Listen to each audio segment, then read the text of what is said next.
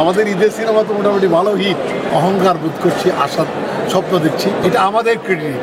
যেহেতু চলচ্চিত্র শিল্পী সমিতিকে আমরা লিড দিচ্ছি, এই সময় যদি ভালো কিছু হয় সে ক্রেডিট তো আমাদের দিকে চলে আসবে।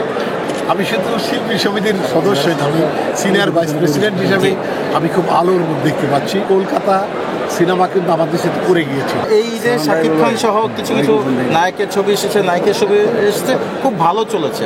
এই ভালো চলা আমাদের চলচ্চিত্রের জন্য কতটুকু অগ্রসর ভূমিকা রাখছে বলে আপনি মনে করেন? এটা আমাদের ক্রেডিট।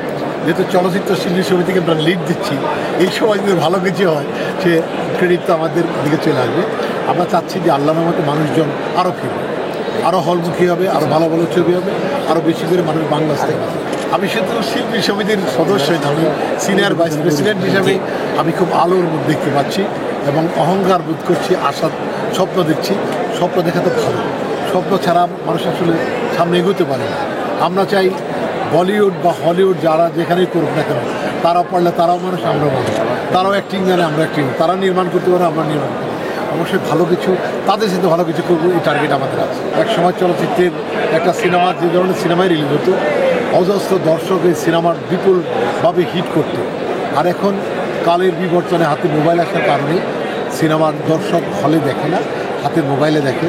তবে হল বাঁচাতে হলে আপনারা দয়া করে হলে যাবেন, হলে বসে সিনেমাটা দেখবেন। সিনেমার ফিল আসলে হলেই পাওয়া যায়। আপনাদেরকে হলে আসবার জন্য সবেনে অনুরোধ করছি। কলকাতা সিনেমা কিন্তু আমাদের সাথে পড়ে গিয়েছে। কলকাতা বাংলা সিনেমা বোম্বে বেশ প্রচুর বড় বড় স্টারদের ছবি ফ্লপ করতে করতে এখন শুরু হয়েছে। এখন দেখছে মানুষ, আমাদের দেশে তো দেখছে। আমাদের ঈদের সিনেমা তো মোটামুটি ভালো হিট, সবগুলো সিনেমাই দর্শক পাচ্ছে। এটাই আমাদেরও বিজয়।